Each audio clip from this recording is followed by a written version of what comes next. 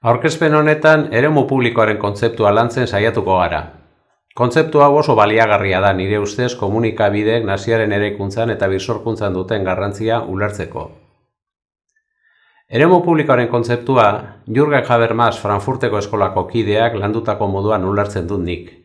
Komunikazioa filosofo honen interesen erdigunean egonda beti. Bere lanik handiena seguruenik komunikazioaren ekintzaren teoria izanik, 1981 argitaratua. 20 urte lehenago, 1962an, ordu zuen liburua argitaratu zuen.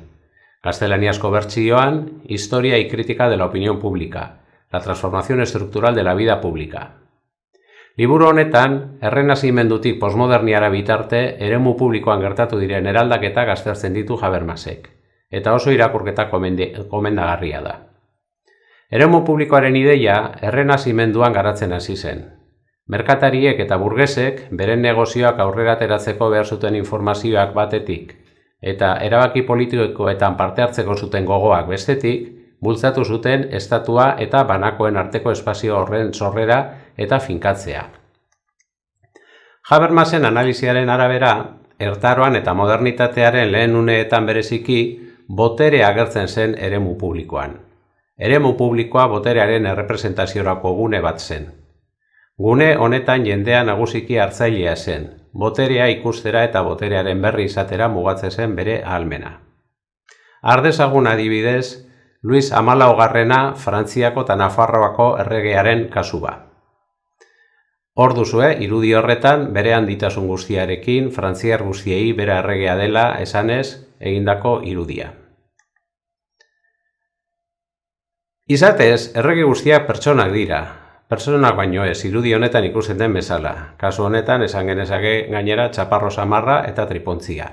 Baina bere nagusitasuna azpimarratu eta erakutsi beharra dago, jendeak onartua izango bada. Hor sartzen da jokoan apaindura guztia, eta ez soilik jaskera noski. Horrela, Peter Burke historiagileak aztertzen duen moduan, Luis XIV bere irudiaren zabalkunde masibo bati ekin zion Frantziako eta Nafarroako erresuma guztian zehar. Garai hartan eskura zituen tresnak baliatuz. Txanponak ziren tresna haietako bat, adibidez, eta gaur egun ere hala izaten jarraitzen dute. Honen bitartez, boterearekin harreman zuzenik ez zuten pertsonek, beren zorroetan zeramaten erregea. Nik neuk ere, nire zorroan daramat borboi bat. Haren berri bazekiten, eta aurpegia jartzen zioten zerga kobratzen eta gerrara behartzen zituen nagusi ari. Txanponak bezala, mota ezberdinetako dominak, estatuak, margoak, grabatuak eta era guztietako ikonoak barreiatu ziren lurralde osoan zehar. Tramankulu horiek guztiek osatzen zuten neurri handi batean garaiko eremu publikoa. Boterearen errepresentaziorako beste tresna bat arkitektura zen. Luis XIV Louvretik Versaillesera mugitu zuen boterearen egoitza. Jauregi hau bihurtuz bere nagusitasunaren erakusle. Ez soilik bere menpeko populazioaren eta nobleziaren aurrean, baita beste herrialdetako mandatarien aurrean ere. Nolabait, aurretik elizak eginiko gauza bera egin zuen Luis XIV. Hark bere eliza eta ikonografia religiosoarekin, honek berearekin. Arestian esan dugun moduan ordea, modernitatean garatzen hasten diren klase aberats berriek informazioa trukatu beharra dute, eta auzi publikoen eztabaidetan parte hartzea aldarrikatzen dute. Gortetik atere bizitza dago, hirigunean geratzen den bizitza burgesa. Eta guztion zergen gainean hartzen diren erabakiak, guztion artean erabaki beharra aldarrikatzen dute burgesek. Gorteko sekretarioek gordetzen zituzten sekretuak, hortik sekretario izena, zabaldu beharra zegoen. Habermasek eztabaida honetarako 3 gune nagusi azpimarratzen ditu, bereziki Europan izan zuten garrantziagatik. Coffee houses edo kafe etxeak, salons edo saloiak eta aldizkako argitalpenak, azken hauek komunikabideak beraz. Kafea Veneziako merkatariek ekarri zuten Europara ekialdetik 17. mendean, eta harin zabaldu zen kontinentean. Ingalaterran lehen kafetegiak Oxforden zabaldu ziren mendearen erdian, eta hurrengo mendearen amaierarako 3.000 baino gehiago zeuden Londresen. Kafetegi hauetan kaletarrak elkartzen ziren, aristokratak, burgesak, intelektualak, merkatariak edo artisauak. Denak gizonezkoak, garai hartako kuadro honek erakusten duen moduan, emakume bakarra geri da zerbitzari. Kafetegietan solasaldia zabaltzen zen, noski, eztabaida literariotik debate politikora. Horrela, espazio hauek garrantzia hartuz joan ziren gizarteko eztabaida gune gisa. Eztabaida publikorako beste gune garrantzitsu bat saloiak izan ziren. Bereziki Frantzian zabalduta, handiki batzuen etxetan egiten ziren. Eta etxea gobernatzen zutenak emakumeak izanik, haiek izaten ziren antolatzaileak. Saloietan aristokratak zein burgesak elkartzen ziren, aberatsak zein intelektualak. Kafetegietan bezala, artearen inguruko eztabaidetatik auzi publiko eta politikari buruzko eztabaidetara mugitzen ziren. Bide nabar izan da, norbaitek pista jarraitu nahi badio, ona Baionan jaiotako saloniak bat, tertuliak Parisko bere jauregian egiten zituena. Marian Picot, Madame de Lamet. Saloiek garrantzia handia izan zuten iraultzaren aurreko eta osteko Frantzian. Habermasek aztertzen duen hirugarren eztabaidagunea prentsa da. Prentsa idatzia Ingalaterran garatu zen lehenik, besteak beste aldez aurretiko zentsuraren abolizioko iziarrak lagunduta, 17. mendearen ondarretan. Handik gutxira 1702an lehen egunerokoa sortu zen, Daily Courant.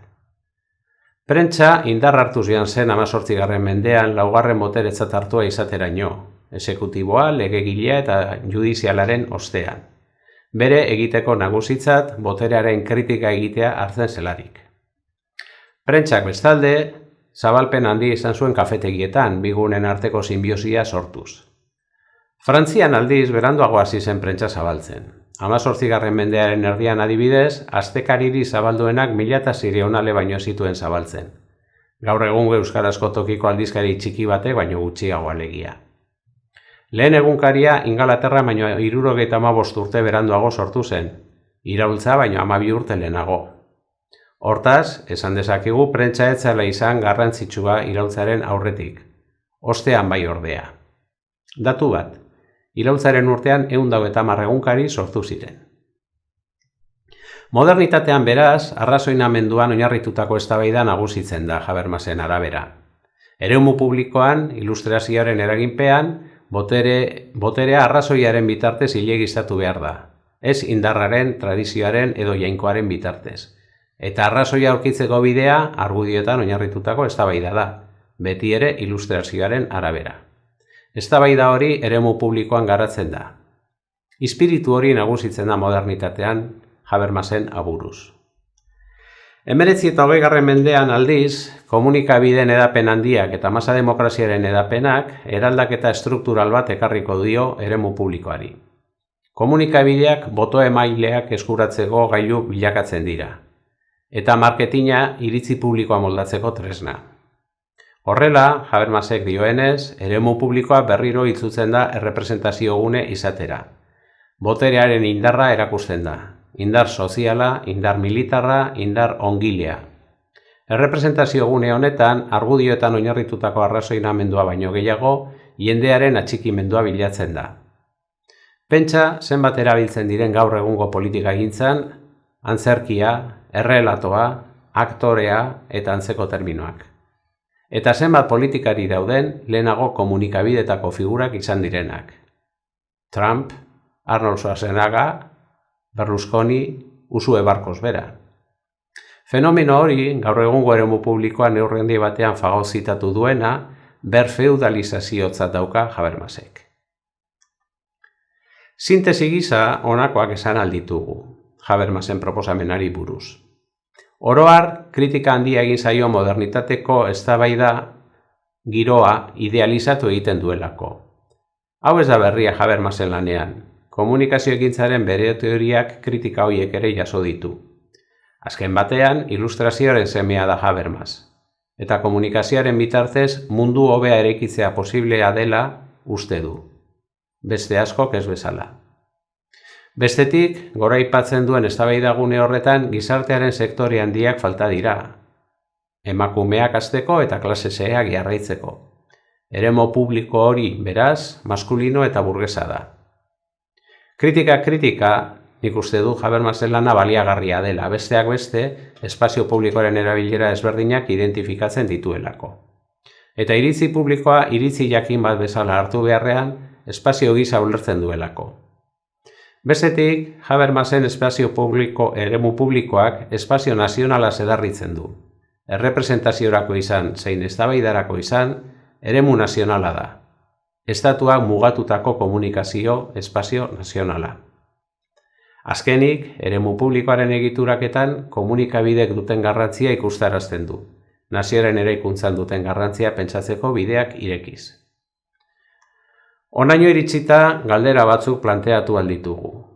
Nik oraindik ez daukat erantzunik ordea. Zertan datza eremu publikoa digitalizazioaren, sarearen, big dataren eta harreman kuaternarioen garaian? Nola eraldatzen ari dira gaur egun eremu pribatuaren eta eremu publikoaren arteko harremanak? Galderak, esan bezala, guztion artean pentsatzeko uzten ditut mahai gainean. Ondo izan.